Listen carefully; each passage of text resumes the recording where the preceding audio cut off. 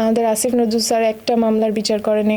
আর যাই করেন যেটা করেন এই নাম থাকা যাবে না, এই আইন থাকা যাবে না। মানুষের যাতে বাক স্বাধীনতা নষ্ট না হয় সেটার বিরুদ্ধে আমার স্ট্যান্ড অলওয়েজ থাকবে। 15 মাস জেল খেটে বের হয়েছেন আপনি। তরুণরা তারপরে জুলাই গণঅভ্যুত্থান ঘটিয়েছে, আপনি তখন বাইরে ছিলেন।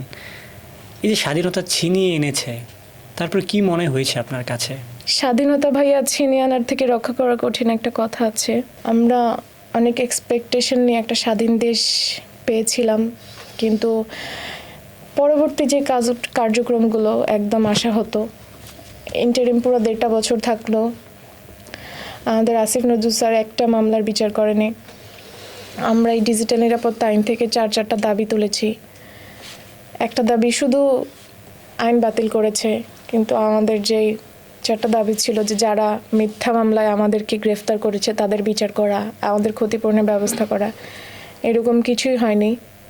তারপর বাকি যারা নেতারা আছে প্রত্যেকটা মানুষের কার্যক্রম একদম হতাশাজনক ছিল। এই তো দেখা যাক এখন নতুন সরকার এসেছে, সরকার কতটুকু কি করতে পারে। ডিজিটাল নিরাপত্তা আইন নিয়ে আসলে কিছু বলবেন কিনা, সেই যে আইনটায় আপনি এতদিন জেলে ছিলেন?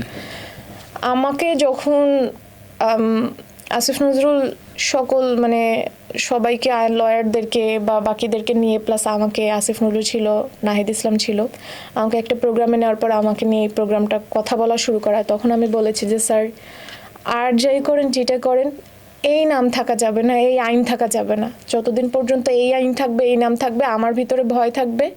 ইভেন আমার একটা মনে হবে যে আমি দিন শেষে হেরে গিয়েছি। তো অনেক ইয়েটে করে সে আস্তে আস্তে আস্তে আস্তে আপনার চেঞ্জ করলো বা আইনটা বাতিল করে দিল। এর জন্য আমরা সর্বোচ্চভাবে দাঁড়িয়েছি, সর্বোচ্চ চেষ্টা করেছি। অ্যান্ড মানুষের যাতে বাক স্বাধীনতা নষ্ট না হয় সেটার বিরুদ্ধে আমার স্ট্যান্ড অলওয়েজ থাকবে।